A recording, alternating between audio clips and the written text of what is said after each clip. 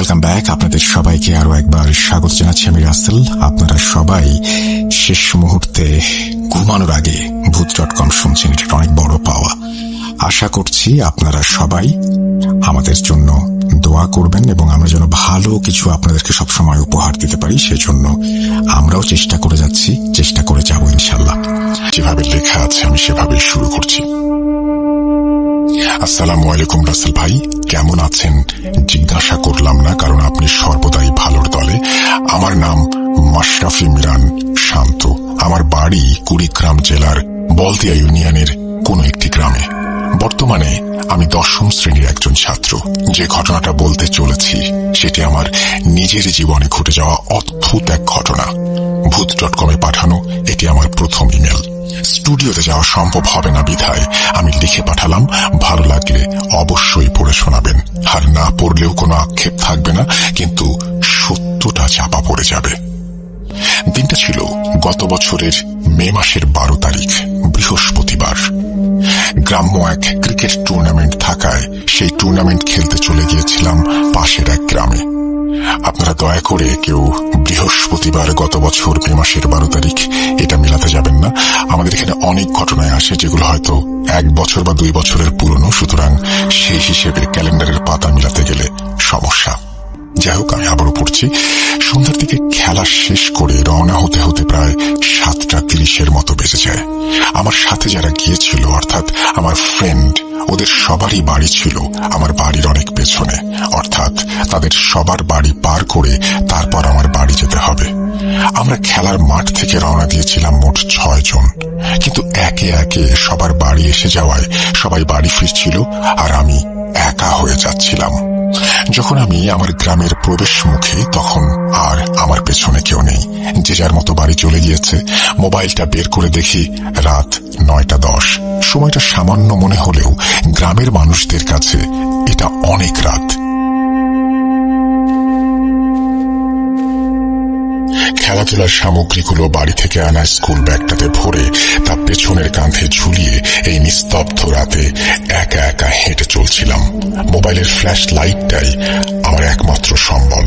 যেহেতু আমি এই গ্রামেরই ছেলে, সেহেতু গ্রামের সকল রাস্তাঘাট ও চারপাশের সকল ঝুঁকিপূর্ণ জায়গাগুলোর সম্পর্কে আমার বেশ ভালোই ধারণা ছিল। তখন পর্যন্ত কোনো প্যারানর্মাল বিষয় যে ঘটতে পারে এই চিন্তা আমার মাথায় আসেনি। আসবেই বা কি করে? তখন তো আমি মোবাইল চালানোতে পুরোটা মগ্ন ছিলাম।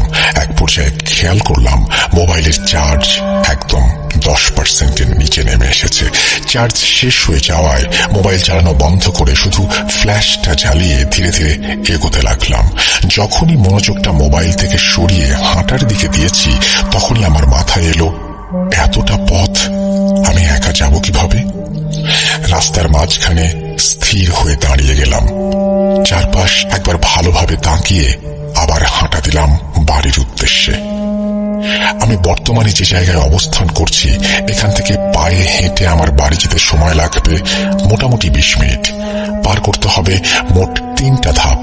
মিনিট 5 হাঁটলেই সামনে পড়বে ছোট্ট একটা দোকান, যে দোকানটি এত রাতে খোলা থাকার কোনো প্রশ্নই আসে না। দোকান পেরিয়ে সামনে এগুলো দেখা মিলবে মস্ত একটা পুকুরের, আর সর্বশেষ একটা বাঁশ ঝাড় পেরিয়ে আমার বাড়িতে ফিরতে হবে। দোকান আর পুকুর নিয়ে তেমন একটা চিন্তা ছিল না, কিন্তু সেই ঘন বাঁশ ঝাড় পার করব কিভাবে, এটাই ছিল আমার ভুল চিন্তার বিষয়। কেননা এই বাঁশ ঝাড় কেন্দ্রিক অনেক ঘটনা বাড়ির বয়স্কদের মুখ থেকে শুনেছি। মনে মনে ঠিক করলাম, যদি খুব বেশি একটা ভয় পাই, তাহলে বাড়ির কাছাকাছি এসে বাড়িতে একটা ফোন দিয়ে কাউকে এগিয়ে আসতে বলবো। রাতের ঠান্ডা আবহাওয়ার সাথে হাঁটতে হাঁটতে আমি সেই দোকানটির অনেক কাছে চলে আসলাম। দূর থেকে দেখতে পেলাম দোকানটির ভেতরে এখনো আলো জ্বলছে, তার মানে দোকানটি এখনো খোলা। আমি খুব অবাক হয়ে গেলাম। এটা ভেবেছে কাল সন্ধ্যার দিকে আমি যখন এখানে এসেছিলাম দোকানটি বন্ধ ছিল, অথচ আজ এত রাতেও দোকানটি খোলা। বিষয়টাকে তেমন একটা পাত্তা না দিয়ে আমি এগিয়ে গেলাম। আমি যখন দোকানটির খুব কাছে গেলাম, তখন দেখতে পেলাম সাদা পাঞ্জাবি পরা 10 থেকে 12 জন মানুষ দোকানের বাইরে থাকা বেঞ্চে বসে আছে। আরো খেয়াল করলাম তারা সবাই এক দৃষ্টি দৃষ্টিতে আমার দিকে তাকিয়ে আছে। এমন একটা দৃশ্য দেখে আমি আমার হাঁটার মাত্রা বাড়িয়ে দিলাম এবং মোবাইলটা অন করে বাড়ির নাম্বারে কল দেওয়ার চেষ্টা করলাম। কিন্তু মোবাইলটা অন করে দেখি চার্জ 1% হয়ে গেছে। সেই এক ঝলক দেখার পর আমার হাতে থাকা একমাত্র সম্বলটাও আমায় একা রেখে পুরোপুরি বন্ধ হয়ে গেল। তার সকল উজ্জ্বলতা ম্লান হয়ে গেল। ততক্ষণে আমি সেই দোকানটা পার করে ফেলেছি। পেছনে সেই লোকগুলো এখনো দোকানে বসে আছে কিনা এটা দেখার জন্য যখন আমি পেছন ফিরে তাকালাম, তখন দেখতে পেলাম সেখানে কেউ নেই, পুরো বেঞ্চ ফাঁকা। বুঝতে বাকি রইল না যে আমি কিসের পাল্লায় পড়তে চলেছি। এতটাই ভয় পেয়ে গিয়েছিলাম যে আল্লাহর নাম নিয়ে বাড়ির রাস্তা ধরে জোরে একটা দৌড় দিলাম। কিন্তু তখন তো আর বুঝতে পারিনি যে আমার জন্য আরো ভয়ানক কিছু অপেক্ষা করছিল। দৌড়ানোর এক পর্যায়ে সেই পুকুরটির সামনে এসে দাঁড়াই। অনেক ক্লান্ত হয়ে যাওয়ায় হাত দিয়ে 2 হাঁটু ধরে মাথা নিচের দিকে দিয়ে হাঁটছিলাম। যখনই মাথা তুলে সামনের দিকে তাকিয়েছি, তখনই হঠাৎ কারোর জোরালো একটা ধাক্কা অনুভব করলাম। মনে হলো কেউ যেন চুপি চুপি আমার পেছনে এসে 2 হাত দিয়ে আমাকে অনেক জোরে একটা ধাক্কা দিয়েছে। ধাক্কা খেয়ে তাল সামলাতে না পেরে আমি সরাসরি সেই পুকুরে পড়ি। এত রাতে পুকুরের ঠান্ডা পানিতে এভাবে যে পড়ে যাব তা কল্পনাতেও ভাবিনি। সৌভাগ্যক্রমে আমি সাঁতার জানতাম। পুকুরটা আয়তনে অনেক বড়ই ছিল। অদৃশ্য কিছু একটার ধাক্কা খেয়ে একদম পুকুরের মাঝ বরাবর এসে পড়েছি, যেখানে পানির গভীরতা অনেক বেশি। পানিতে থাকাকালীন চারপাশে ভালো করে তাকিয়ে দেখলাম কেউ নেই। ঠান্ডায় আমার শরীর পুরো বরফ হয়ে গিয়েছিল। পানি থেকে উঠে আসতে যাব, তখন হঠাৎ আমার সাথে এমন একটা ঘটনা ঘটলো যেটার জন্য আমি মোটেও প্রস্তুত ছিলাম না। হঠাৎ পানির গভীর থেকে একটা ঠান্ডা হাত আমার ডান পাটা খুব শক্ত করে টেনে ধরল। সেই জিনিসটা আমায় টেনে পুকুরের আরো গভীরে নিয়ে যাওয়ার চেষ্টা করছিল। সেই মুহূর্তে আমার কি করা উচিত তা আমি বুঝতে পারছিলাম না। প্রচন্ড জোরে চিৎকার করেও কোনো লাভ হচ্ছিল না, কেননা আমি আমার মুখ থেকে একটা শব্দ বের করতে পারছিলাম না। পুকুরের পানি যখন আমার ঠোঁট ছুঁই ছুঁই, তখন কাঁধ থেকে ব্যাগটা খুলে প্রাণপণে সেই হাতটার সঙ্গে লড়াই করতে লাগলাম। বাম পা দিয়ে অনেক লাথি মারার পরেও সেই হাত আমাকে একইভাবে ধরে রেখেছিল। এক পর্যায়ে মনে হচ্ছিল এবার হয়তো আমার পা ছিঁড়ে সেই হাতের সঙ্গে তুলে নিয়ে যাবে। অসহ্য যন্ত্রণা হচ্ছিল, কিন্তু কিছুই করতে পারছিলাম না। পুরো শরীরটা পানির নিচে, তবুও মনে হচ্ছিল আমি হয়তো কোনো চোরাবালিতে আটকে গেছি। যতই ওপরে ওঠার চেষ্টা করছিলাম, ততই সেই হাত আবার আমাকে নিচের দিকে টেনে নিয়ে যাচ্ছিল। পুকুরের পানি যখন আমার নাক ছুঁই ছুঁই, তখন মনে হচ্ছিল আজই হয়তো আমার জীবনের শেষ দিন। জানি না এই হাত আমায় কেন পুকুরের গভীরে নিয়ে যাওয়ার চেষ্টা করছে। যদি কোনো মানুষ তার সামনে মৃত্যুকে দেখতে পায়, তাহলে সে নিজের জীবন বাঁচানোর জন্য শরীরের সর্বশক্তি দিয়ে শেষ একটা চেষ্টা করে। আমিও ঠিক সেটাই করেছিলাম। যখন বুঝতে পারলাম দম ছোট হয়ে আসছে আর নিঃশ্বাস নিতে পারছিলাম না, তখন পানির নিচে ডুব দিয়ে 2 হাত সামনে এনে সেই ঠান্ডা হাতকে অনেক জোরে জোরে আঘাত করছিলাম। কিন্তু সেই জিনিসটাকে আঘাত করতে গিয়ে আমি নিজেই ব্যথা পাচ্ছিলাম। তার উপর আবার দমও শেষ, নিঃশ্বাস নেয়ার কোনো উপায় নেই। অবস্থা মর্মান্তিক দেখে মাথাটা পানির উপরে তুলতে চাইলাম, কিন্তু এবার আর পারলাম না। সেই জিনিসটা আমায় টেনে পানির একদম গভীরে নিয়ে চলে গেল। এরপর আমার আর কিছু মনে নেই। আমার যখন জ্ঞান ফিরল, তখন আমি আমার বিছানায় শুয়ে, আমার চারপাশে বাবা, মা, মামা, মামি, নানা, নানি সহ আরো অনেক লোকজন দাঁড়িয়ে। আমি তাদের জিজ্ঞাসা করলাম আমি এখানে কিভাবে এলাম। ওনারা আমাকে বললেন ফজর নামাজের সময় কিছু লোক নাকি আমাকে সেই পুকুর পাড়ে অজ্ঞান অবস্থায় পড়ে থাকতে দেখতে পায়। এরপর আমাকে দেখে চিনতে পেরে তারা আমাকে বাড়িতে নিয়ে আসে। সকলে যখন জানতে চাইল কি হয়েছিল, আমার সাথে সেদিন কি ঘটেছিল, তখন আমি সবাইকে সব ঘটনা খুলে বলি। শুয়ে থাকা অবস্থায় লক্ষ্য করলাম আমার ডান পাটা একেবারে অবশ হয়ে আছে। মনে হচ্ছিল শরীর থেকে ডান পাটা একদম বিচ্ছিন্ন। এরপর আমার পরিবারের পরিচিত একজন ডাক্তার এসে আমার চিকিৎসা করেন। ডাক্তার এসে চিকিৎসা করলেও আমার নানা ঘটনা বুঝতে পেরে বাড়ির পাশের মসজিদ থেকে একজন ইমামকে আমাদের বাড়িতে নিয়ে আসেন। ইমাম সাহেব সকল ঘটনা শুনে বলেন, সে রাতে প্রায় 1/2 শতাধিক জিন আমি যে রাস্তা দিয়ে আসছিলাম সেই রাস্তায় ঘোরাঘুরি করছিল। আমি দোকানে বসে থাকতে যাদের দেখেছি তারা সবাই ছিল ভালো জিন, কিন্তু আমাকে যে পেছন থেকে ধাক্কা দিয়েছিল এবং পানির নিচ থেকে আবার পা টেনে ধরেছিল তারা দুইজনই ছিল খারাপ জিনের অন্তর্ভুক্ত। হুজুরের কাছে আমার প্রশ্নটা ছিল, আমি এখনো বেঁচে আছি কিভাবে? কেননা সেই রাতে সেই খারাপ জিন আমাকে এমন ভাবে টেনে ধরেছিল আমার বাঁচার কোনো উপায় নেই, এমন একটা অবস্থা। হুজুর বলেন, তুমি বেঁচে আছো সেই রাতে দোকানে বেঞ্চে বসে থাকা 10 থেকে 12 জন ভালো জিনের কৃপায়। তারাই তোমাকে সেই খারাপ জিনটার হাত থেকে বাঁচিয়েছে। এই ছিল আমার ঘটনা। হয়তো ভালোভাবে গুছিয়ে লিখতে পারিনি। ভালো লাগলে অবশ্যই পড়ে শোনাবেন এবং ঘটনা সিলেক্টেড হলে অবশ্যই আমাকে জানাবেন। এই বলে তিনি তার ঘটনা শেষ করেছেন। আশা করছি যে এই ঘটনাটি আপনাদেরও ভালো লেগেছে। যদি ভালো লাগে অবশ্যই জানাবেন। যারা আমাদেরকে কষ্ট করে ঘটনা পাঠান তারা আসলে সংগ্রহ করেন, অনেক কষ্ট করে সময় নিয়ে লেখেন এবং আমাদেরকে পাঠিয়ে অপেক্ষা করেন আপনাদের রিয়াকশন জানার জন্য। সুতরাং অবশ্যই আপনারা রিয়াকশন জানিয়ে দেবেন, আপনাদের অনুভূতি, আপনাদের কেমন লাগলো ঘটনাগুলো শুনে সেটা একটু গুছিয়ে বলবেন।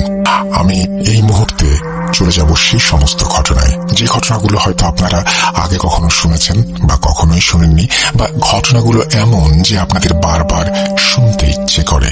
এরকম কিছু ঘটনা শোনাবো। আশা করছি ভালো লাগবে আপনাদের। যারা ইউটিউব চ্যানেলটি এখনো সাবস্ক্রাইব করেনি তাদেরকে অনুরোধ করব, দয়া করে আমাদের ইউটিউব চ্যানেলটি সাবস্ক্রাইব করুন, আমাদের সাপোর্ট করুন এবং একই সাথে যদি ঘটনা ভালো লাগে অবশ্যই লাইক দিতে ভুলবেন না, কমেন্ট করতে ভুলবেন না, শেয়ার দিতে ভুলবেন না। চলুন আমরা হারিয়ে যাই আরো অন্যরকম ভয়ের রাজ্যে।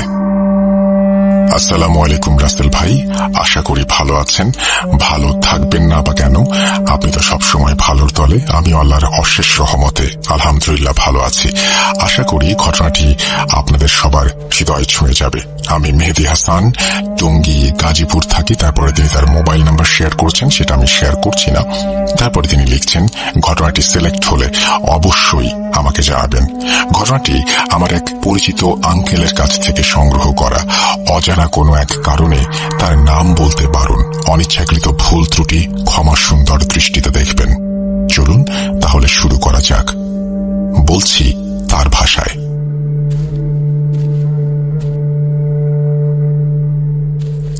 সে রাতে আমি ঘুমোতে পারিনি। মনের মধ্যে অদ্ভুত এক কৌতূহল, এক অজানা আকর্ষণ টানছিল আমাকে সেই পুরনো কুটিরের দিকে, যেখানে কেউ যেতে চায় না। গ্রামের এক কোণে নির্জন এক জায়গায় দাঁড়িয়ে আছে কুটিরটি।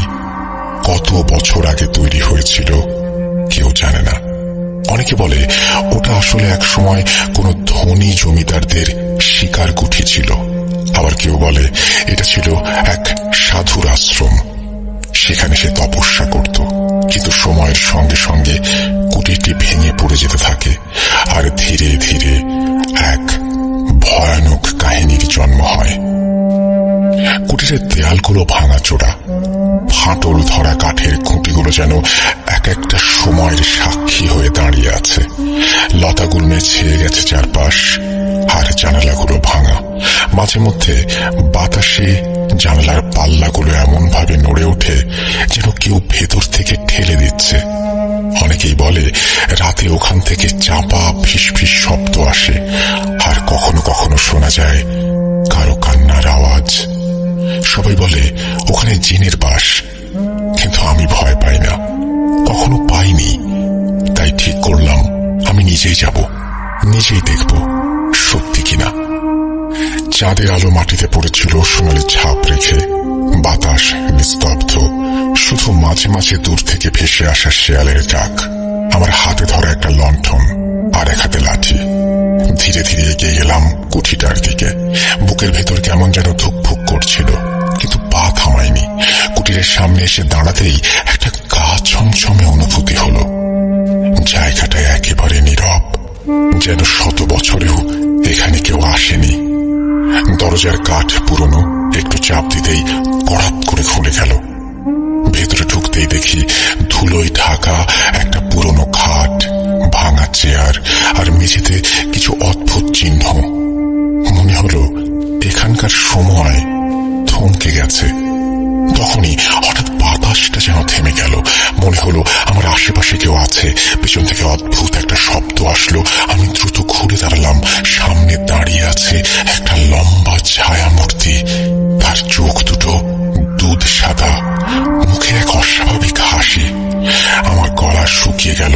আমি জিজ্ঞেস করলাম, তুমি কে? ওটা ধীরে ধীরে এগিয়ে এলো, খুব ধীর গলায় বলল, আমি সেই যে শত বছর ধরে এখানে আছে। আমার গা শিউরে উঠল। পেছনে সরে যেতে চাইলাম, কিন্তু পা আটকে গেল। সেই ছায়া আরো এগিয়ে এসে ফিস ফিস করে বলল, তুমি এখানে এসেছো কেন? আমি কাঁপতে কাঁপতে বললাম, আমি জানতে চাই সত্যি এখানে জিন আছে কিনা। ওটা হেসে উঠল। সে হাসির শব্দ প্রতিধ্বনিত হলো। তারপর বলল, তুমি যা চেয়েছ তাই পাবে। এরপর কি হলো আমি জানি না। আমি কিছুই মনে করতে পারছি না।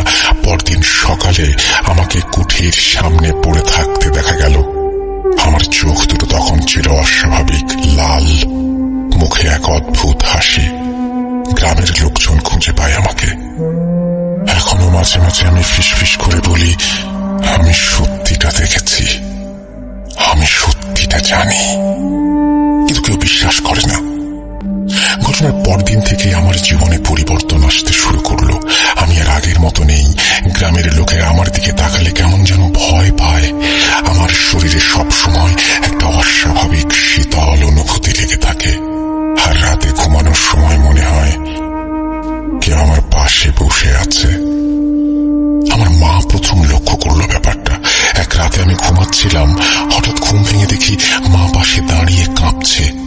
আমি জিজ্ঞাসা করলাম, কি হয়েছে মা? মা থর থর করে বলল, মুখের উপরে একটা ছায়া ছিল, যেন কেউ ফিস ফিস করে কিছু বলছিল। আমি ভয় পেলেও কিছু বললাম না। পরদিন সকালে আয়নার সামনে দাঁড়িয়ে আমি নিজেকে দেখতে গিয়ে চমকে উঠলাম। আমার চোখে চারপাশে কালো ছায়া, শরীর কেমন শুকিয়ে গেছে, আর আমার মুখে সবসময় একটা অদ্ভুত হাসি লেগে থাকে। এরপর রাতের বেলা আমার ঘরে অদ্ভুত শব্দ শোনা যেতে লাগলো। মাঝে মাঝে মনে হতো আমার পাশে কেউ বসে ফিস ফিস করছে। আবার কখনো জানালার পাশে অদ্ভুত ছায়া দেখতাম। আমি ভয় পেতে শুরু করলাম। এক রাতে ঘুমের মধ্যে আমার শরীর হঠাৎ কেমন শক্ত হয়ে গেল। আমি নড়তে পারছিলাম না। চোখের সামনে একটা কালো ছায়া দেখা গেল। সে ধীরে ধীরে আমার দিকে এগিয়ে আসছিল। আমার মনে হলো আমি চিৎকার করতে চাই, কিন্তু গলা দিয়ে কোনো শব্দ বের হচ্ছে না। হঠাৎ ছায়াটি বলল, তুমি আমার কুটিরে যাবে, আমাদের তোমাকে অনেক কিছু বলার আছে। আমি ঘুমের ঘোরে মাথা নাড়লাম। পরদিন সকালে ঘুম ভাঙতেই বুঝতে পারলাম আমার হাতের তালুতে এক অদ্ভুত চিহ্ন। মনে হলো আগুনে পুড়িয়ে দেওয়া হয়েছে। এখন আর পেছনে ফেরার উপায় নেই। আমাকে কুটিতে যেতেই হবে। আমি জানি না সেখানে আমার জন্য কি অপেক্ষা করছে। আমি আবার কুটিরে গেলাম। এবার কেবল কৌতূহল নয়, একটা রহস্য উদ্ঘাটনের তীব্র আকাঙ্ক্ষা আমাকে ঠেলে নিয়ে গেল সেই পুরনো স্থানে। দরজা ঠেলে ঢুকতেই দেখি আগের মতো সবকিছু ধুলোয় ঢাকা, কিন্তু এবার বাতাসে একটা অদ্ভুত গন্ধ ছড়িয়ে আছে, যেন পোড়া কাঠ আর ধূপের মিশ্রণ। হঠাৎ আমি মেঝেতে খেয়াল করলাম এক দুই জায়গায় ধুলো নেই। সেখানে স্পষ্টভাবে একটা বৃত্ত আঁকা, আর তার মাঝখানে ছোট্ট একটা দরজার চিহ্ন। বুকের মধ্যে কেমন যেন টিপ টিপ করতে লাগলো। আমি হাত দিয়ে মাটি সরাতে দেখলাম একটা কাঠের দরজা। আমি দরজা খুললাম, আর তার নিচে দেখলাম অন্ধকারে ঢাকা এক সিঁড়ি। নিচ থেকে আসছে চাপা ফিসফিসানি আর শ্বাস প্রশ্বাসের শব্দ। আমি জানি আমাকে নিচে নামতেই হবে। আমি ধীরে ধীরে সেই অন্ধকার সিঁড়ির দিকে এগোলাম। হাতের লণ্ঠনের আলো ঝিমিয়ে আসছে, আর চারপাশের শীতল বাতাস যেন আরো ভারী হয়ে উঠছে।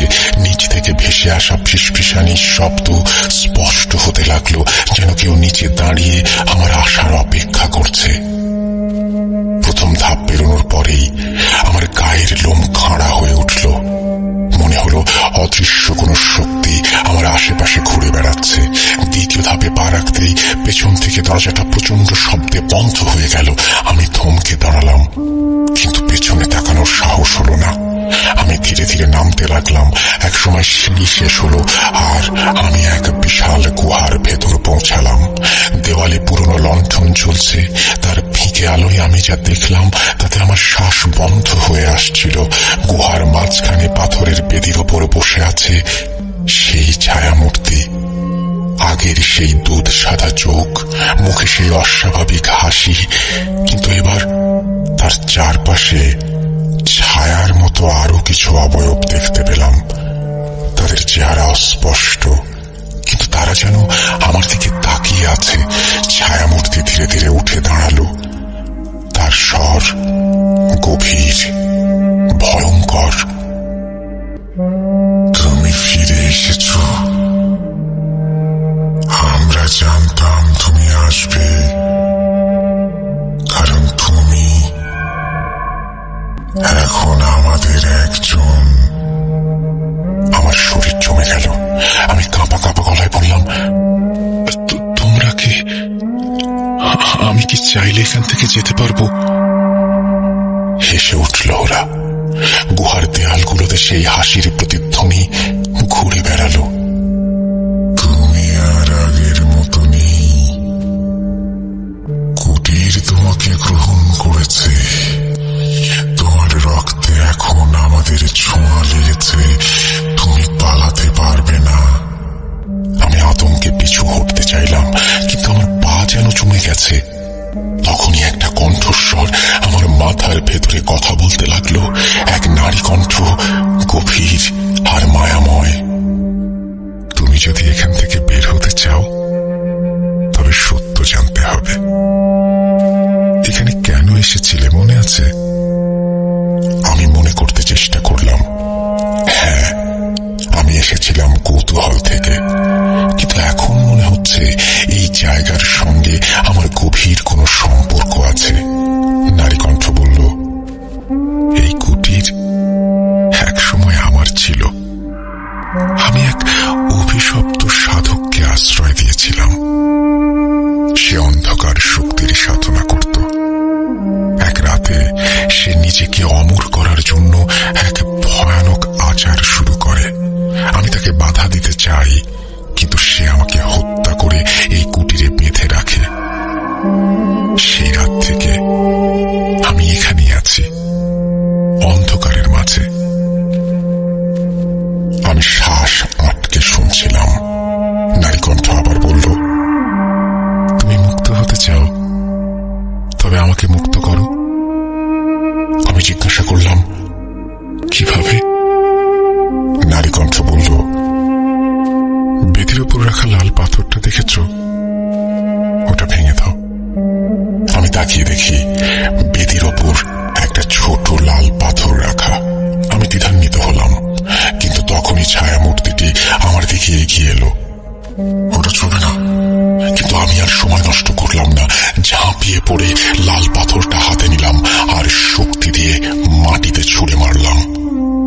এক মুহূর্তের জন্য সবকিছু নিঃশব্দ হয়ে গেল। তারপর একটা বিকট চিৎকার বাতাস কাঁপিয়ে তুলল। গুহার দেওয়ালে ছায়াগুলো মোচড়াতে লাগলো, আর সেই ছায়ামূর্তি যন্ত্রণায় কাঁতরাতে লাগলো।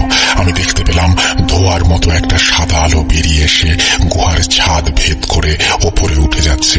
নারীকণ্ঠ মৃদু স্বরে বলল, ধন্যবাদ, এখন তুমি মুক্ত। গুহার ভেতর থেকে এক প্রচন্ড বিস্ফোরণের শব্দ হলো, আর আমার চারপাশ অন্ধকার হয়ে গেল। আমি যখন জ্ঞান ফিরে পেলাম, তখন আমি কুটিরের বাইরে পড়ে আছি। কুটিরটা আরো ধ্বংসপ্রাপ্ত, যেন শত বছর ধরে কেউ সেখানে আসেনি। গ্রামের লোকেরা আমাকে দেখে এগিয়ে এলো, কিন্তু তারা আমাকে চিনতে পারল না। আয়নায় নিজেকে দেখে আমিও চমকে উঠলাম। আমার চোখের কালো ছায়া উধাও, মুখের অস্বাভাবিক হাসিটা চলে গেছে। আমি আবার স্বাভাবিক, কিন্তু আমি জানি সেই ছায়ামূর্তি আর ফিরে আসবে না। কুটিরের অভিশাপ শেষ হয়েছে। আমি আর কখনো সেখানে ফিরে যাইনি, কিন্তু আজও রাতে বাতাসে কখনো কখনো শুনতে পাই একটা ফিসফিসানি। ঘটনাটি তিনি এখানেই শেষ করেছেন, সমাপ্তি টানেননি। ঘটনাটা খুবই অদ্ভুত, অন্যরকম। আমি যখন পড়ছিলাম তখন আমি প্রত্যেকটা মুহূর্ত উপলব্ধি করতে পারছিলাম, দেখতে পাচ্ছিলাম সামনে। এবং আমি জানি না যে এত চমৎকার ভাবে তিনি লিখেছেন সেটা কিভাবে সম্ভব হয়েছে। থ্যাংক ইউ সো মাচ মেহেদি, আপনাকে অসংখ্য ধন্যবাদ। আপনি লিখেছেন টঙ্গী থেকে, এবং আশা করছি ভবিষ্যতে আপনার ঘটনা পাবো। আপনি ঘটনা পাঠাবেন সেই বিশ্বাস রেখেই আমরা চলে যাব আমাদের পরবর্তী ঘটনায়। যারা এতক্ষণ ধরে উপভোগ করলেন, তাদের যদি ভালো লাগে তাহলে অবশ্যই কমেন্ট সেকশনে সেটা জানিয়ে দেবেন। আর যদি ভালো না লাগে বা এই ঘটনা নিয়ে যদি আপনাদের কিছু বলার থাকে, সেটাও কমেন্ট সেকশনেই জানাবেন আশা রাখি। আমি আবারও অনুরোধ করব, যারা আমাদেরকে শুনছেন এখনো পর্যন্ত সাবস্ক্রাইব করেননি, তাদের সবাইকে সাবস্ক্রাইব করার জন্য আমি অনুরোধ করব। এবং সামনে যেহেতু ঈদ, আপনাদের ঘটনা পাঠানোর জন্য অনুরোধ করব, কারণ আপনারা ঘটনা না পাঠালে ঈদটা আমাদের আসলে ঠিক ওই চমৎকার ভাবে করা হয়তো হবে না। আর সেই জন্যই আমি আপনাদের সবার কাছে এই অনুরোধটা রেখে আমি পরবর্তী ঘটনায় যাচ্ছি। চলুন শুরু করা যাক। এখানে আমরা তুলে ধরছি বাস্তব অভিজ্ঞতা, ভয়ঙ্কর ঘটনা আর রহস্যময় কাহিনী। গল্পটি আমি জেনেছি আমার বড় ভাইয়ের বন্ধুর কাছ থেকে। তার বন্ধু জাহানের আম্মু প্রায় অসুস্থ থাকায় গত জানুয়ারি মাসে জাহান ও তার পরিবার জাহানের আম্মুকে নিয়ে ইন্ডিয়ার উদ্দেশ্যে যান চিকিৎসা করানোর উদ্দেশ্যে। চিকিৎসা করতে যাওয়ার কিছুদিন পরে জাহান তার মামাতো ভাইয়ের সাথে কলকাতায় কোন এক জায়গায় ঘুরতে যাবে বলে মনস্থির করে। একদিন কলকাতা শহরে এক রাতে জাহান তার মামাতো ভাইয়ের সাথে একটি মসজিদ থেকে নামাজ পড়ে ফিরছিল। বাসায় ফেরার আগে চায়ের দোকানে বসে জাহান ও জাহানের মামাতো ভাই হুজুরের সাথে তার মায়ের অসুস্থতার ব্যাপার নিয়ে কথা বলছিল। এমন সময় মোটামুটি বয়স্ক এক ব্যক্তি জাহানকে দেখে বললেন, বেটা, তোমার মায়ের কোনো সমস্যা নেই, মানে শয়তানি কিছু নেই, সুস্থ হয়ে যাবেন উনি, চিন্তা করিস না। একটু অবাক হলো ওখানের সবাই, এবং সে ব্যক্তিকে তার পরিচয় জিজ্ঞেস করলো।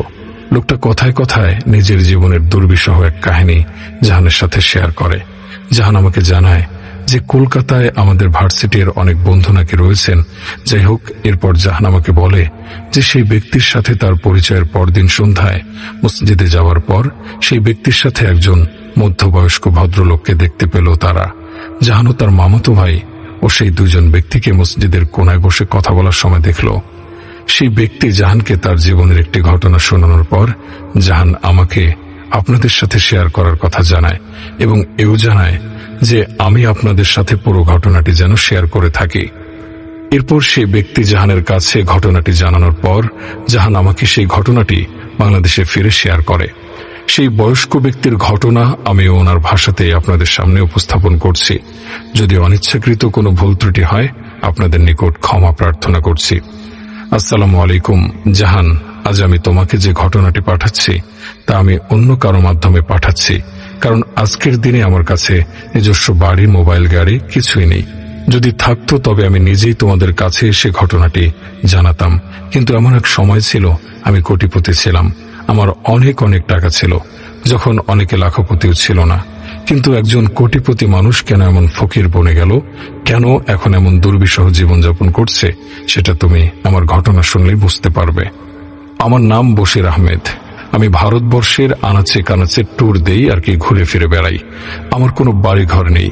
ছোট বয়স থেকে আমার উপর আল্লাহ তাআলার অনেক রহমত ছিল। আল্লাহ আমাকে একটি ধনী এবং খানদানি পরিবারের সন্তান হিসেবে এই পৃথিবীতে পাঠিয়েছিলেন। শুধু ধনী নয়, আল্লাহ আমাকে অনেক সুদর্শন বানিয়েছিলেন, অনেক ভালো বাবা মা, ভাই বোন, ভালো চেহারা, ভালো ভাগ্য, টাকা, সম্মান। আল্লাহ যেন এই সবকিছু আমাকে দিয়ে পরিপূর্ণ করে রেখেছিলেন। ভাই, আমি কিন্তু নিজের প্রশংসা করার জন্য একেবারে এসব বলছি না, বরং আমি আমার জীবনের সত্যিটাই তুলে ধরছি। এসব কিছুর সাথে সাথে আল্লাহ আমাকে খুব বুদ্ধিমানও বানিয়েছিলেন। আমাদের পরিবারের অঢেল ধন সম্পদ থাকার পরও আমার ভেতরে একটা তাড়না ছিল, যেন এই সম্পদ আমি কিভাবে দ্বিগুণ বা তিনগুণ করতে পারি। এই কারণে আমি মাত্র 15 বছর বয়সে ব্যবসায় জড়িয়ে পড়েছিলাম। আমার আজও মনে পড়ে, সেই ছিল 1990 সাল। মাত্র 20 বছর বয়সেই আমি একটি বড় জুয়েলারি প্রতিষ্ঠান তৈরি করেছিলাম। এখন নিশ্চয়ই আপনারা ভাবছেন, এত ছোট একটা ছেলে কিভাবে একটি জুয়েলারির ব্যবসা করতে পারে, বা এত টাকাই বা সে কোত্থেকে পেল। ওই যে বলেছিলাম, আমার পরিবারের আর্থিক অবস্থা খুবই ভালো ছিল। আর 20 বছরের বাচ্চারা যখন তাদের বাবা মার কাছে আবদার করত, আমি তখন আমার আব্বুর সাথে ব্যবসা নিয়ে আলোচনা করতাম, নানান যুক্তিতর্ক উপস্থাপন করতাম। আমার আব্বু বলতেন আমি নাকি আমার বয়সের থেকেও 5 বছর এগিয়েছিলাম। আমার এখনো মনে আছে যে আমি এই কাজটা মাত্র 5 লাখ টাকায় শুরু করেছিলাম, যার মেইন ইনভেস্ট ও ফান্ডিং করেছিলেন আমার বাবাই। আমার বড় ভাই হাসান আমাকে বলতেন, আমাদের তো অনেক আছে ভাই, তুমি পারিবারিক ব্যবসায় বসো, এভাবে তোমার আলাদা কাজ করে কি দরকার। কিন্তু আমি তো আমার ভাইয়ের কথা শোনার লোক ছিলাম না, এবং পারিবারিক ব্যবসায় বসার মতো মানসিকতা আমার ছিল না। অবশেষে আমার জেদের সামনে উনিও হার মানলেন। আমি যেই কাজ 5 লাখ টাকা দিয়ে শুরু করেছিলাম, সেই কাজে এত উন্নতির দিকে যাচ্ছিল যে মাত্র 3 বছরের মধ্যে 5 লাখ টাকা 50 লাখ টাকায় পৌঁছে গিয়েছিল। আমি আমার বাবার থেকে নেওয়া টাকাটাও ব্যবসায়ের নীতি অনুযায়ী ইন্টারেস্ট সহ ফেরত দিতে সক্ষম হই। তখন বাসার সবাই আমার প্রশংসায় পঞ্চমুখ। ওনারা বলতেন, দেখো কেমন স্মার্ট আমাদের ছেলে, ব্যবসায় কতটা দক্ষ। আসলে ভাই, 50 লাখ টাকা তখনকার সময় অনেক বিশাল অঙ্ক ছিল। আমার পা যেন তখন আর মাটিতে ছিলই না। আমি যেন আসমানে নতুন এক উড়ান উঠতে যাচ্ছিলাম। জীবনে প্রথম ব্যবসা, তাও আবার এত ছোট বয়সে, এবং আল্লাহ আমাকে এতটাই তৌফিক দিয়েছিলেন যে আমি আরো উৎসাহী হয়ে উঠলাম, এবং আমি ভাবলাম এই কাজটাকে আরো বড় করতে হবে। তাই আমি বিদেশ থেকে প্রচুর দামি পাথর আমদানি করতে শুরু করলাম। আল্লাহ সেখানেও আমাকে অনেক সাহায্য করেছেন এবং আমাকে সঠিক পথ প্রদর্শন করেছেন, আলহামদুলিল্লাহ। আর এরপর মাত্র 4 বছরের মধ্যে আমি প্রায় 7 কোটি টাকার মালিক হয়ে গিয়েছিলাম। আমি যেই সময়ের কথা বলছি, সে সময় দেশে কোটিপতির সংখ্যা খুব একটা ছিল না, এমনকি লাখপতি হওয়াও একটা বিশাল ব্যাপার ছিল। কিন্তু সেই সময় আমি মাত্র 27 বছর বয়সে তা অর্জন করেছিলাম। আল্লাহর রহমত ও আমার পরিশ্রমের মাধ্যমে আমার জীবনযাপন ছিল খুবই হাইপাই। নতুন গাড়ি নিয়ে যেখানে ইচ্ছা যেতাম, বৃত্তবান মানুষদের সাথে ওঠা বসা করতাম। আমার মনে হতো আমি জন্ম নিয়েছি খানদানি একটি পরিবারে, আর আমার পরিবার ইন্ডিয়ার সবচেয়ে ধনী পরিবারগুলোর মধ্যে অবস্থান করবে। আমার বাড়িতেও মা বাবা আর ভাইরা আমার প্রশংসা করতেন। তারা বলতেন, সত্যি তুমি তোমার পরিশ্রম আর বুদ্ধিমত্তা দিয়ে এত ছোট বয়সে কি অসাধারণ কিছু করেছ। সে যাই হোক, আল্লাহর অনেক রহমত, অঢেল ধন সম্পদ থাকার পরেও আমি কখনোই অহংকারী ছিলাম না। আর আমার আশেপাশের মানুষরাও আমার এই সাদাসিধে স্বভাব দেখে খুব প্রশংসা করত। এবার আসি সেই মূল কথায়, যেখানে আমার জীবনের পতনের মূল সূত্রপাত হয়েছিল। আমার সকল ভাই ও বোনদের বিয়ে শাদী ধুমধাম করে হয়ে গেছে। তখন আমি একমাত্র অবিবাহিত ব্যক্তি। আমি একাই থাকতাম কাজের কারণে। যেহেতু সব ভাই বোনদের বিয়ে হয়ে গিয়েছিল, তাই আমার বিয়ে নিয়েও আমার আব্বু আম্মু ভাবনা শুরু করে দিলেন। পরিবারের সকল সন্তানদের বিবাহ ইতিমধ্যে সম্পন্ন হবার ফলে আমার উপর বিয়ের চাপটা অনেক বেড়ে গিয়েছিল। আমার মা জিজ্ঞেস করতেন, যদি তোমার কাউকে পছন্দ হয় তাহলে বলো। যদিও বিষয়টা একটু লজ্জার ছিল, তবুও আমি আম্মুকে বলতাম, যেখানে আপনার ভালো লাগবে সেখানে আমার বিয়ে ঠিক করে দেবেন। অবশেষে অনেক খোঁজার পর আম্মু আমার জন্য একজন মেয়ে খুঁজে পেয়ে গেলেন। যে পরিবারের মেয়ে আমার আম্মু আমার জন্য দেখেছিলেন, সেই পরিবারটি খুব বেশি ধনী ছিল না, কিন্তু তারা আচার ব্যবহারের শালীনতায় অনেক সমৃদ্ধ ছিল, আর এটাই আমার আম্মুর পছন্দ হয়েছিল। পরিবারটি খুব বেশি ধনী ছিল না বললে আসলে ভুলই হবে। আসলে তাদের সত্যি বলতে তেমন কিছু ছিল না, বরং ওনারা খুব অভাবে দিন কাটাচ্ছিলেন। হয়তো আম্মু এই কারণেই তাদের পছন্দ করেছিলেন। আমার আশেপাশের মানুষ, পাড়া প্রতিবেশী, এমনকি আমার দাদা দাদিও আমার আম্মুকে বলতে লাগলেন, যে কোনো সম্পর্কই অবশ্যই কুফু মিলিয়ে করতে গিয়ে, কুফু হচ্ছে একই পরিবার, যে ধরনের দিক থেকে মিল থাকে সেটা, এরকম একটা পরিবারে কেন যাচ্ছ। কিন্তু আম্মুর কথা, আমাদের কাছে শালীনতা ও আচার আচরণ বেশি গুরুত্বপূর্ণ। টাকা পয়সার তো আমাদের দরকার নেই, আল্লাহর দয়ায় অনেক আছে, আলহামদুলিল্লাহ। আম্মুর কথা মতো আমার বিয়ের দিন চলে এলো। আমার সেই সময়ে সবচেয়ে দামি গাড়িগুলো ছিল, কারণ ছোট থেকেই বড় বড় গাড়ির প্রতি আমার প্রচন্ড উইকনেস কাজ করত। যখন আমি 6টা গাড়ি নিয়ে সেখানে পৌঁছালাম, তখন লোকজন আমার গাড়িগুলো দেখে অবাক হয়ে তাকাচ্ছিল। বিয়ের অনুষ্ঠানে থাকা প্রতিটি মানুষ ওই মেয়েটির কথা বলছিল যে মেয়েটা আমার মতো একজন ধনী স্বামী পেয়েছে। তবে আমি নিজেও অনুভব করেছিলাম যে আম্মুকে আমার জন্য অন্তত আরেকটু ভালো জায়গায় সম্পর্ক করা উচিত ছিল। কিন্তু সেই সময়টা এমনই ছিল, ছেলেমেয়েরা খুব একটা কথা বলতো না, বিশেষ করে বিয়ের ব্যাপারে। আর মা বাবার প্রতিটি নির্দেশ মাথা নত করে শুনত। এতক্ষণ আমি নিজেও নিজের পরিবারের যে বর্ণনাগুলো দিলাম সেগুলো শুনে হয়তো আপনারা অনেকে বিরক্ত হচ্ছেন, কিন্তু আমি সত্যি বলছি। পরবর্তী অধ্যায় শোনার জন্য এসব বলা সত্যি জরুরি। তবু আমি এত কিছু বলার জন্য ক্ষমা চেয়ে নিচ্ছি। আমার বিয়েটা হয়ে গেল সেদিন, কিন্তু বিয়ের পর বুঝলাম যাদেরকে আমার মা খুব ভালো মনের মানুষ বলে মনে করেছিলেন, আসলে তারা মোটেও তেমন ভালো মানুষ ছিলেন না, বরং ওনারা ছিলেন এক জাদুকরী পরিবার। আপনারা নিশ্চয়ই ভাবছেন ওনারা যে জাদুকরীর পরিবার সেটা আমি কিভাবে জানলাম। আসলে ঘটনা হলো যে বিয়ে পড়ানোর পর আমি আমার স্ত্রীকে আমার হাতে পড়া ঘড়ি দিয়ে বললাম, এই ঘড়িটা তোমার ব্যাগে রেখে দাও, আমি বাড়ি গিয়ে নেব। এরপর থেকে সেদিন সেই ঘড়িটি আমার স্ত্রীর কাছেই ছিল। যখন আমরা বাড়িতে ফিরলাম তখন আমার স্ত্রী কাপড় বদলাতে ওয়াশরুমে গেল। ঘড়িটা বের করার জন্য আমি তার ব্যাগ খুললাম। যখন আমি তার ব্যাগ খুললাম তখন সেখানে কিছু অদ্ভুত ধরনের তাবিজ পেলাম।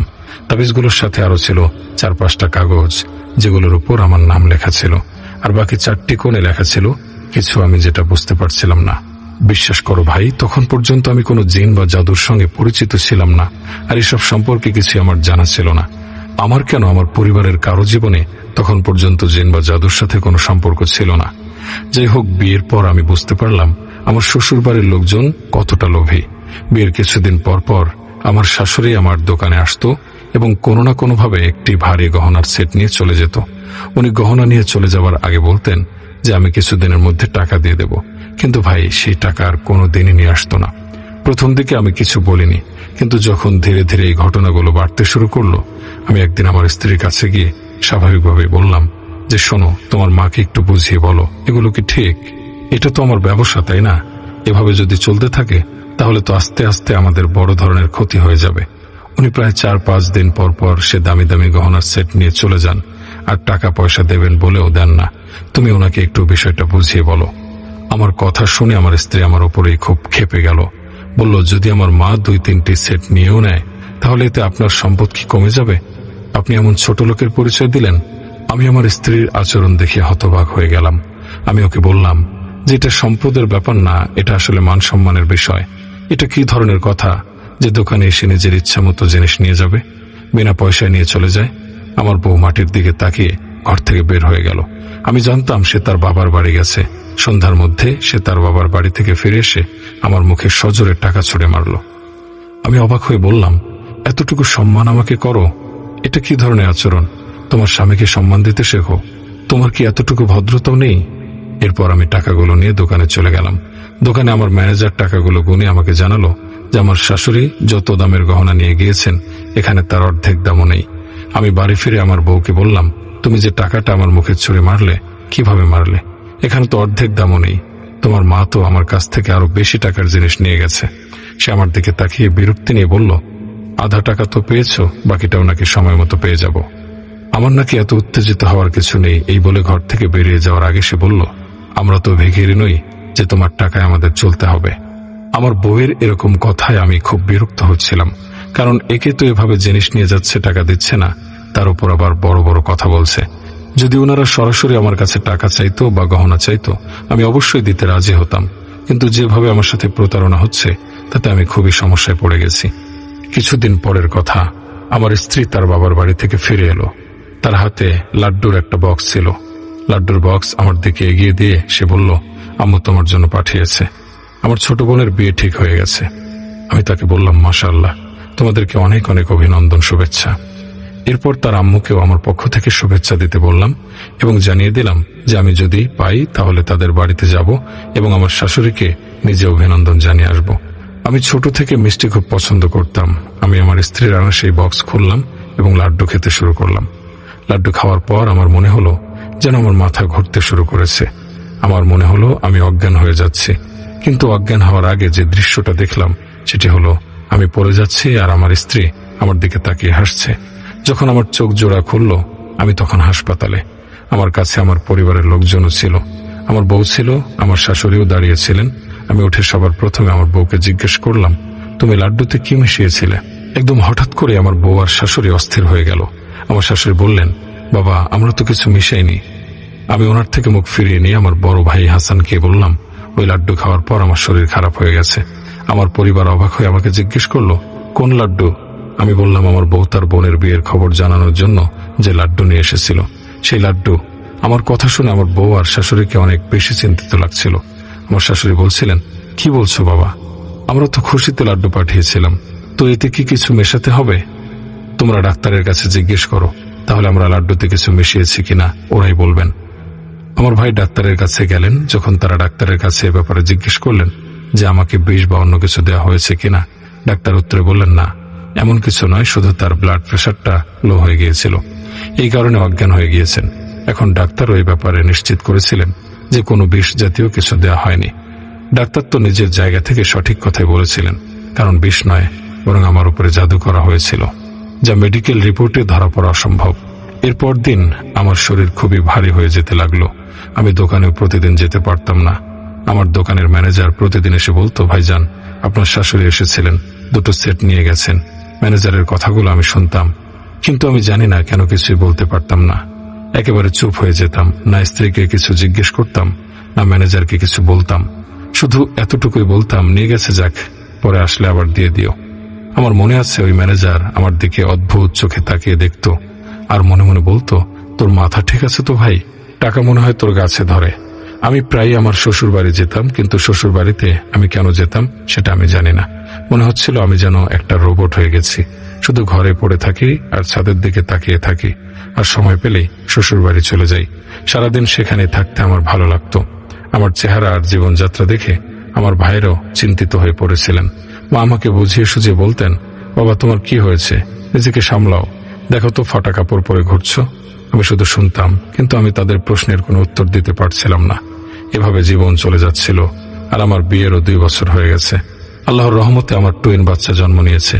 আমি তাদের জন্য পাগল ছিলাম। নিজের যে কোনো কিছুর থেকে তাদের 2 বোনকে আমি সব থেকে বেশি ভালোবাসি। কিন্তু আমার স্ত্রী সন্তান প্রাপ্তিতে একদমই খুশি না। তার আচরণ দেখে মনে হতো সে বাচ্চা চায়নি কখনো। কখনো বাচ্চা হওয়ার পর সে প্রায় 2 মাস করে নিজের বাপের বাড়িতে চলে যেতে শুরু করলো এবং বাচ্চাদের নিয়েই সেখানে থেকে যায়। সে জানতো আমি আমার বাচ্চাদের কতটা ভালোবাসি, তাদের ছাড়া আমি একদিনও থাকতে পারবো না। কিন্তু সে জেনেও আমাকে বিরক্ত করার জন্য মায়ের বাড়িতে বসে থাকতো। যদিও আমার শাশুড়ির আমার দোকান থেকে গহনা কিনে নিয়ে যাওয়ার ব্যাপারটা এখনো চলছিল। একদিন আমি খবর পেলাম আমার দোকানে এক কারিগর দোকান থেকে 1 লাখ টাকার গহনা নিয়ে পালিয়ে গেছে। এই কারিগরটি সেই ছিল যে প্রতিদিন আমার ম্যানেজারকে হিসাব দিত। আমার দোকানের স্টাফদের আমি এমনভাবেই বলে রেখেছিলাম যে আমি না থাকলে পুরো দোকানটা তাদের হাতেই থাকতো। এটা আমার ব্যবসার জন্য খুবই খারাপ একটা সিদ্ধান্ত ছিল। আমার দোকানে না যাওয়ার কারণে কাজ স্লো হয়ে গেল। তার উপর ছেলেগুলো সুযোগ পেল, নিজেদের ইচ্ছে মতো চলতে লাগলো। মাঝে মাঝে তো দোকান দুপুর পর্যন্ত বন্ধই থাকতো। এখন আবার ওই কর্মচারী চুরি করে পালিয়ে গেছে। চুরির পর আমার পরিবার আমাকে বুঝিয়ে বলল, রিয়াদ, তুই দোকানে যা, একটু সময় দে। তোর বিয়ে হয়ে গেছে, কিন্তু তুই কেন এমন হয়ে গেছিস? বুঝতে পারছি না। তাদের কথায় আমি দোকানে যাওয়া আবার শুরু করলাম, কিন্তু 1-2 ঘন্টার বেশি বসে থাকতে পারতাম না। এত বেশি জটিলতা হচ্ছিল, নানা চিন্তা আসতে লাগলো মনে। কখনো মন খারাপের চিন্তা, কখনো কারিগর ধোকা দিয়ে, কখনো এদের নিয়ে, আর কখনো ওদের নিয়ে। আমার মনে হতো আমি দোকান থেকে উঠে পালিয়ে যাই। যখন শ্বশুরবাড়ি যেতাম তখন বাচ্চাদের সাথে দেখা করতে গেলে সেখানে স্ত্রীর আচরণ খুব খারাপ থাকতো। আমি ডিপ্রেশনের শিকার হতে শুরু করলাম। মনে হচ্ছিল আমার মধ্যে অনেক খারাপ দিক আছে, এই কারণে মানুষ আমাকে আর পছন্দ করতো না। আর ডিপ্রেশন দেখে আমার ভাই আমার বন্ধুদের সাহায্য নিলেন। এমন খারাপ পরিস্থিতিতেও আমার স্বাভাবিক হবার একটু ছিল, কারণ এখনো আমার পুরনো কিছু ভালো বন্ধু বান্ধব ছিল। একদিন এক কাছের বন্ধু আমাকে জোর করে বাড়ি থেকে টেনে নিয়ে গেল।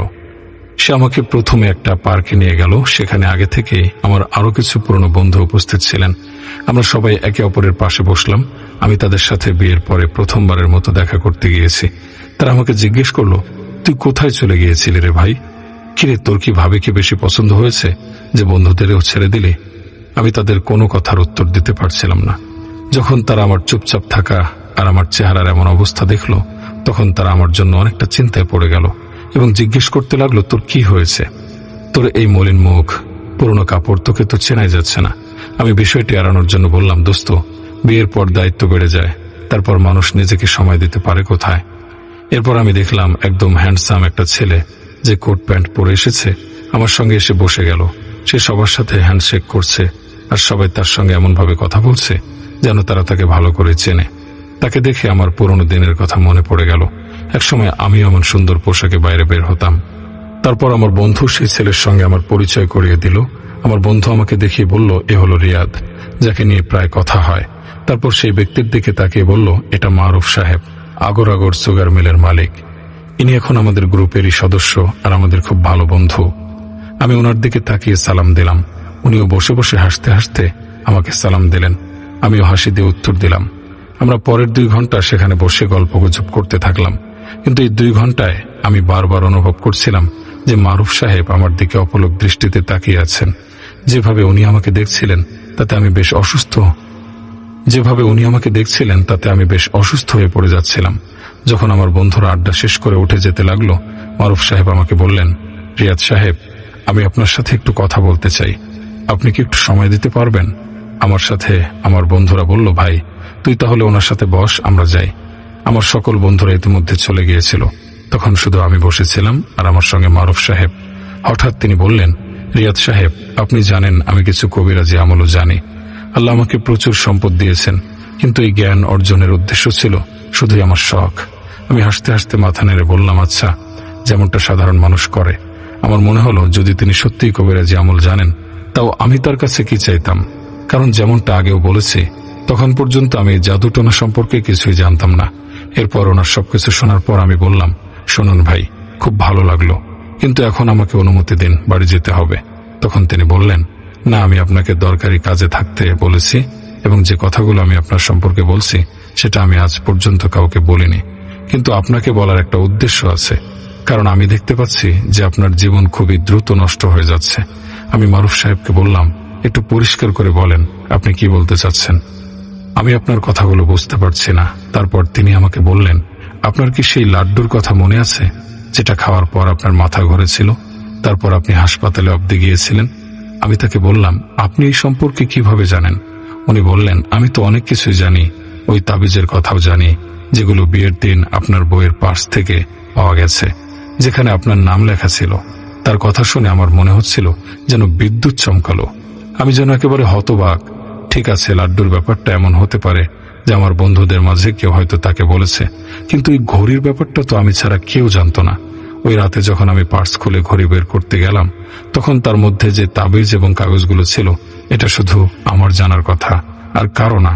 আমি তাকে জিজ্ঞেস করলাম, ওই তাবিজ আর কাগজগুলোতে আমার নাম লেখা ছিল কেন? উনি বললেন, এগুলো সাধারণ কাগজ না, বরং এগুলো কালো জাদুর তাবিজ ছিল।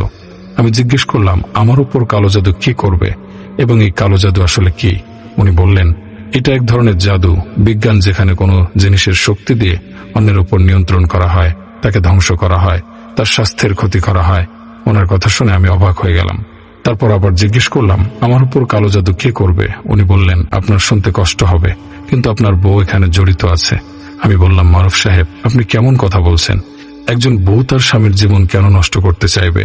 তিনি বললেন, তাদের উদ্দেশ্য একটাই, আপনাকে মেরে আপনার সম্পত্তি দখল করা, আপনার সম্পত্তি দখল করে আপনাকে রাস্তার ফকির বানিয়ে দেয়া।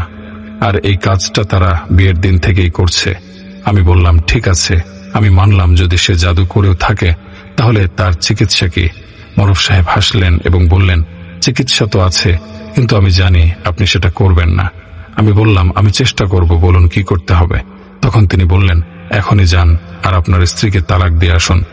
আপনার উপর যে জাদু করা হয়েছে তার একমাত্র সমাধান এটাই। এরপর কি করতে হবে সেটা আমি বলে দেব। তালাকের কথা শুনে আমার মাথায় বাজ পড়ল। আমি বললাম, আমি তাকে তালাক দিতে পারবো না ভাই, আমি কোনোভাবেই তালাক দিতে পারবো না। আর যদি তালাক দেই, তাহলে সে আমার বাচ্চাদের সাথে দেখা করতে দেবে না। মারুফ সাহেব বললেন, আমি তো আগেই বলেছিলাম আপনি করবেন না, আর যেটা আমি আপনাকে জানাতে চেয়েছিলাম সেটা জানিয়ে দিলাম। এখন আপনি যান, আপনার যা ভালো মনে হয় তাই করুন। আল্লাহ আপনাকে নিরাপদে রাখুন, আমিন। এই বলে মারুফ সাহেব সেখান থেকে চলে গেলেন। আমি অনেকক্ষণ ধরে চেয়ারে বসে তার কথাগুলো নিয়ে ভাবছিলাম, কিন্তু পরে মারুফ সাহেবের কথাগুলো মাথা থেকে ঝেড়ে ফেললাম। মনে হলো সে হয়তো আমাকে ভুল বুঝিয়ে রেখেছে, কারণ আমি আমার বউকে চরম পর্যায়ে বিলিভ করতাম। এটা তখনের কথা যখন আমার স্ত্রী তার বাপের বাড়িতে থাকতে গেছে, প্রায় 4 মাস হয়ে গেছে। কিন্তু আমাকে তখন সে তার বাপের বাড়িতে গিয়ে আর বাচ্চাদের সাথে দেখা করতে দিত না। আমার ভিতরে এমন একটা অবস্থা তৈরি হয়েছিল যে আমি না আমার স্ত্রীকে বলছিলাম, তুমি এতদিন বাপের বাড়িতে কেন থাকো, তার মাকে কিছু বলছিলাম যে আপনি এখনো কেন আমার দোকান থেকে ফ্রি সেট নিয়ে যাচ্ছেন। আমি খোলামেলা অনুমতি দিয়ে দিয়েছিলাম যে আমার শাশুড়ি যখন আসবে যা কিছু চাইবে দিয়ে দিতে। আপনারা ভাবতে পারেন যে প্রথমে ঝগড়া আমার স্ত্রীর সাথে এই কারণে হয়েছিল যে তার মা কেন ফ্রি সেট আমার দোকান থেকে নিয়ে যায়। এখন আমি নিজে অনুমতি দিচ্ছি, তাহলে এর মানে হলো আমি আসলে কারো প্রভাবের মধ্যে আছি। বুঝতে পারছেন নিশ্চয়ই। এক রাত্রে আমি স্বপ্ন দেখলাম যে একটা মেয়ের সাথে 4 মুখওয়ালা একটা বিশাল সাপ এসেছে আমার ঘরে। সাপ এত বড় যে দেখে আমি ভয় পেয়ে গেলাম। সে আস্তে আস্তে আমার দোকানে রাখা সব স্বর্ণালঙ্কারগুলো নিয়ে যাচ্ছিল। আমি চাইলেও কিছু করতে পারছিলাম না। যখন আমার চোখ খুলল তখন আমি ঘেমে ভিজে একাকার। আমার হৃৎপিণ্ডের ধড়ক বেড়ে গিয়েছিল। যে স্বপ্নে দেখে আমি খুবই চিন্তিত হয়ে পড়েছিলাম। সেই দিনই সকাল 10টায় খবর পেলাম যে আমার দোকানে আগুন লেগেছে। আমি আর আমার ভাই সবাই দোকানে গিয়ে দেখলাম পুরো দোকান পুড়ে ছাই হয়ে গেছে। ভিতরে সব স্বর্ণ আর পাওয়া যাচ্ছে না। যেহেতু আগুন লাগলে স্বর্ণ নষ্ট হয় না, তাই এই স্বর্ণগুলো কোথায় গেল আমি কিছুই বুঝতে পারছিলাম না। স্বর্ণ চুরি করে দোকানে আগুন লাগানো হয়েছে। আর হ্যাঁ, এখানে আরেকটা কথা বলতে ভুলে গেছি। আমার শাশুড়ি তার বড় ছেলেকে আমার দোকানে চাকরি দিয়েছিল। এমনকি আগুন লাগার দিন অবধি সে চাকরিতে ছিল। সে 1 সপ্তাহ আগেই দোকানে জয়েন করেছিল। তার মানে কি কেবল 1 সপ্তাহ হয়েছে সে এসেছে, আর এমন ঘটনা ঘটল। আমি দোকানের সব দায়িত্বকে দিয়েছিলাম, কারণ সে আমার পরিচিত, আর সব থেকে বড় কথা সে আমার আত্মীয়। কমপক্ষে কর্মচারীদের একটা লাইনে রাখা যাবে তার মাধ্যমে, এই ভেবেই আমি তাকে চাকরিটা দিয়েছিলাম। তার মায়ের কথা শুনে কিন্তু সে যা করেছে সেটা কর্মচারীদেরও পেছনে ফেলে দিয়েছে। এরপর আমার ভাই হাসান বলছেন, এই কাজের হয়তো তোমার বউয়ের ভাইয়ের হাত আছে, সব ওর করা। কিন্তু আমি তাদের বলছিলাম, ভাই যা হওয়ার হয়ে গেছে, টাকা কি জিনিস, আবার কামাই করে নেব। আমার ভাই আমার মুখের দিকে তাকিয়ে বলেছিলেন, এটা কি বলছিস, তোর কি মাথায় সমস্যা হয়েছে? এত কিছু হয়ে গেল, এখনো নিজের শাশুড়ি পরিবারকে কিছু বলছিস না কেন? আমি বললাম যে বলছি না, কোনো সমস্যা নেই। তোমাদের এই ঘটনার কিছুদিন পর আমার স্ত্রী ফিরে এলো। আমি তো শুধু আমার বাচ্চাদের দেখে খুশি হয়ে গিয়েছিলাম, এবং তাদের দেখে আমার ব্যবসার এত বড় ক্ষতিটাও আমি ভুলে গিয়েছিলাম। আমার স্ত্রীর আচরণও আমার সাথে অনেক ভালো হয়ে গিয়েছিল। হঠাৎ করে সে আমাকে সান্ত্বনা দিচ্ছিল, বলছিল পেরেশান হবেন না, এটা আল্লাহর তরফ থেকে একটা পরীক্ষা। পরের 1-1.5 মাস আমার খুব ভালো কেটেছে, বাচ্চাদের সাথে খেলতে খেলতে, এবং স্ত্রী তো খুব ভালো আচরণ করলো। তারপর আমার স্ত্রী আবার তার বাপের বাড়িতে চলে গেল। 2 দিন পর ফিরে এলো। তার হাতে একটা ক্ষীর রান্না করা কাচের বাটি ছিল। সে বলতে শুরু করলো, আমি আপনার সমস্যার জন্য কোরআন খতম দিয়েছিলাম, আর এই ক্ষীর হাফেজদের খাওয়ানো হয়েছে, আর একটা পড়া ক্ষীর, তাই আমি ভাবলাম যে আপনার জন্য নিয়ে আসি। আমার বউয়ের কথা শুনে যখন আমি ক্ষীরটা খেলাম, তখন যেন আমার অন্যদিকে আর কোনো খেয়াল ছিল না। আমি যেন আমার বউয়ের পোষা কুকুরের মতো প্রভুভক্ত হয়ে গিয়েছিলাম। যেমন যখন আমি ক্ষীরটা খাচ্ছিলাম, আমার স্ত্রী আমাকে বলছিলেন যে আপনি আপনার সম্পত্তির অংশের দাবি করুন এবং আপনার ভাইদের বলুন যেন তারা আপনার অংশ দিয়ে দেয়। আমার আম্মু আব্বু মারা গিয়েছিলেন এর মধ্যে, আর আমার সব খরচ আমার ভাই চালিয়ে নিচ্ছিলেন। এটা ঠিক যে তাদের দোকান বা বাড়িতে আমার অংশ ছিল, কিন্তু এত কিছুর উন্নতিতে সব কষ্ট তো আমার ভাইরই। আমি তোর জীবনে শুধু নিজের কাজই সামলেছি। আমার ভাই খুব ভালো মানুষ ছিলেন। তিনি আমার কষ্ট দেখে কখনোই বলেননি তুমি কেন দোকানে আসো না, বরং উনি আমার সব খরচ নিজেই তদারকি করতেন এবং আমাকে ভালো পরামর্শ দিতেন। আমাদের পরিবারের জুতার ফ্যাক্টরি ছিল। আমরা পুরো ভারত জুড়ে আমাদের জুতা বিক্রি করতাম। শুধু দিল্লিতে আমাদের 3-4টা দোকান ছিল। আমার ভাই সেখানে বসতেন। আমি জীবনে কখনো ভাবতে পারিনি যে আমি আমার ভাইয়ের বিপক্ষে যাব বা তার সাথে এমন কোনো আচরণ করব যাতে করে আমাদের সম্পর্ক নষ্ট হয়। কিন্তু জানি না ওই দিন কি হয়েছিল। ক্ষীর শেষ করে আমি বাটিটা পাশে রেখে সোজা আমার বড় ভাইয়ের কাছে চলে গেলাম। আমি তাকে বললাম যে আমার নিজের অংশ চাই। আমার বড় ভাই জিজ্ঞেস করতে লাগলেন যে কি এমন হলো, কি এমন দরকার পড়লো যে তুমি তোমার অংশ দাবি করছো? আমি বললাম আমি আমার কাজ করতে চাচ্ছি, তাই টাকাটা দরকার। তিনি বললেন, ভাই তুমি আগে যে কাজ করছিলে সেটা তো মাঠে মারা গেছে, এখন তোমার কাজ করার কি দরকার, যখন বাড়িতে বসে টাকার ব্যবস্থা হয়ে যাচ্ছে তোমার। আমি যাই করছি সব তো তোমার আর আমারই, অংশ নিয়ে কি করবে? উনিও বললেন যে যতটুকু লাভ হয় আমরা 2 ভাই মিলে ভাগ করে নেই, এবং আমাকে উনি সমান অংশই দেবেন। যা আসলে সত্যি। ভাইজানের কথা শুনে আমি কিছুটা চুপ হয়ে গিয়েছিলাম, কিন্তু এরপর আমি আমার ভাইকে বললাম সেটা ওনার জন্য খুবই অপমানজনক ছিল। আমি ওনাকে বললাম আমি জানি যে সে আমার সম্পত্তি নিজের নামে করে নিতে চাচ্ছেন। এই ব্যাপারে আমি ওনাকে আদালতে যাবার হুমকি দিলাম। আমার বড় ভাই হতভম্ব হয়ে আমার কথা শুনছিলেন। তিনি জানতেন এই অবস্থায় আমি আমার শ্বশুরবাড়ির পক্ষে ছিলাম। তিনি এও জানতেন যদি তিনি আমাকে সম্পত্তি দিয়ে দিতেন তাহলে আমি সেটা শ্বশুরবাড়ির উপর লুটিয়ে দিতাম। এভাবে বিষয়টা প্রতিদিন চলতে লাগলো। আমি কখনো ঘরে ভাইয়ের সাথে লড়াই শুরু করে দিতাম, আবার কখনো দোকানে গিয়ে তাকে অপমান করতাম। আমার ভাই প্রতিদিনের ঝগড়াঝাটিতে বিরক্ত হয়ে গিয়েছিলেন। একদিন উনি আমাকে ডেকে জিজ্ঞেস করতে লাগলেন, বলো কতটা ভাগ আছে তোমার? আমি সব হিসাব করে বললাম এবং হিসাব আমার যা অংশ এসেছিল তার চেয়ে দ্বিগুণ সম্পদ দাবি করলাম। আমার ভাই এতটাই ভালো মানুষ ছিলেন যে উনি নিজের মালিকানার একটা দোকানও আমাকে দিয়ে দিলেন এবং বললেন, এরপর থেকে সামনে আসার চেষ্টা করো না, আমাদের জন্য তুমি মরে গেছো। আমি খুব খুশি হয়ে বাড়িতে ফিরলাম। আমার স্ত্রীকে সেই দোকানের কাগজ দেখালাম। সেও খুব খুশি হয়ে বলছিল, এমনই হয় সিংহ, তুমি সিংহের মতো কাজ করেছো। স্ত্রীর প্রশংসা শুনে আমি গর্বে ফুলে উঠেছিলাম, কিন্তু বাস্তবে আমি পুরোপুরি তার দাস হয়ে গিয়েছিলাম। সে যা বলছিল আমি তাই করছিলাম। একদিন সে জিনিসপত্র প্যাক করতে করতে বলল, চলো তাহলে আম্মুর বাড়িতে যাই। আমরা আমাদের সম্পত্তি নিয়ে এসেছি, এখন তার সাথে থাকতে পারবো না। এরপর আমি শ্বশুর বাড়িতে চলে গেলাম। সেখানে আমার এমন একটা ভিআইপি ট্রিটমেন্ট হচ্ছিল যেন আমি দেশের রাজা, কিন্তু আসলে এখন আমি তাদের দয়া দক্ষিণার উপরে ছিলাম। কারণ জানি না তারা আমাকে কি খাওয়াচ্ছিল আর কতটা জাদুর প্রভাবের দিকে ঠেলে দিচ্ছিল। আমার অবস্থা এমন ছিল যে তারা উঠতে বললে আমি উঠতাম, তারা বসতে বললে আমি বসতাম, তারা দাঁড়াতে বললে আমি দাঁড়াতাম। একদিন আমার শাশুড়ি বলতে লাগলেন, বাবা দোকান তোমার নামে আছে, এমন যদি হয় যে কাল তোমার ভাই আবার দোকানে দাবি করে, এই দোকানটা আবার দখলে নেয়। আমি বললাম, জি আম্মি, তাহলে আপনি কি চান, আমাদের কি করা উচিত? তিনি বললেন, বাবা এই মুহূর্তে তোমার জন্য চিন্তা করছি, ভালো হবে যদি কিছু সময়ের জন্য এই দোকানটা আমার ছেলের নামে করে দাও। এতে আর সে দাবি করতে পারবে না, দখলও নিতে পারবে না, সহজ হয়ে যাবে ব্যাপারটা। আমি ওনার প্রস্তাব ফিরিয়ে দিতে পারলাম না। আমি তাদের একটা পোষা কুকুরের মতো বললাম, ঠিক আছে আম্মি, যেভাবে আপনি চান। এরপর আমি আমার দোকানটা আমার শ্যালকের নামে করে দিলাম। আমি জানি খুব রাগ হচ্ছে শুনে আপনাদের। আমার সাথে যা যা হয়েছে সেগুলো সবকিছুর সীমা পার করে ফেলেছিলাম। ভাবলে রাগ আসে। যেদিন দোকানটা আমি আমার শ্যালকের নামে লিখে দিলাম সেদিন থেকে আমার শ্বশুরবাড়ির মানুষের আচরণ পাল্টে গেল। 3 দিনের মধ্যে তারা আমাকে বাড়ি থেকে বের করে দিল। 1 সপ্তাহ পরে দোকানে নোটিশ এসে গেল। আমি রাস্তায় এসে পড়লাম। মারুফ সাহেব যে কথা বলছিলেন সেটা সত্যি হয়ে গেল। পরের কিছুদিন আমি বন্ধুদের কাছে থাকলাম। ভাইকে আমার অবস্থার কথা জানানোর পর আমার সঙ্গে তিনি দেখা করেননি, কিন্তু আত্মীয়দের মাধ্যমে আমাকে সাহায্য করে গেছেন। পরের 10 বছরের মধ্যে আমার ভাইয়ের অবস্থাও খারাপ হয়ে গেল। ভাতিজারা তো মুখ দেখাতো না। ছোটবেলা থেকে আমার প্রতি তাদের মনে ঘৃণা জন্মে গিয়েছিল, সেটা বড় হয়েও যায়নি। আমার স্ত্রী আমাকে তার সন্তানদের সাথে দেখা করতে দেয়নি। আর আমার জীবন এইরকম, কখনো দরবারে গিয়ে খাই, সেখানে রাতে ঘুমিয়ে পড়ি, কখনো কোনো হোটেলের বাইরের বেঞ্চে শুয়ে পড়ি। এক সময়ের রাজপুত্র, আজ ভিখারির মতো কি একটা জীবন কাটাচ্ছি। প্রতিটা মুহূর্তে মরার জন্য দোয়া করি। জানি তোমরা ভাবছো আমি চাকরি করি না কেন। বিশ্বাস করো, আমাকে দিয়ে কিছু হবে না। যদি কিছু করতে চাইও তাও কিছু হবে না। আমার বয়সও তেমন বেশি হয়নি, কিন্তু তবুও বেঁচে থাকতে ইচ্ছে করে না। আমি বাঁচতে চাই না, মাফ করো। হয়তো অন্যের ঘটনার মতো আমার ঘটনায় কোনো বিকৃত চেহারা নেই, কোনো রুকাইয়া নেই, কোনো জিনের ভয় নেই। আমি অনেকাংশেই যা অনুভব করেছি সেগুলো বলিনি, কারণ সেগুলো যদি বলি তবে রাত পার হয়ে যাবে। আর আমি তোমাদের শ্রোতাদের শুধু বিরক্তই করব।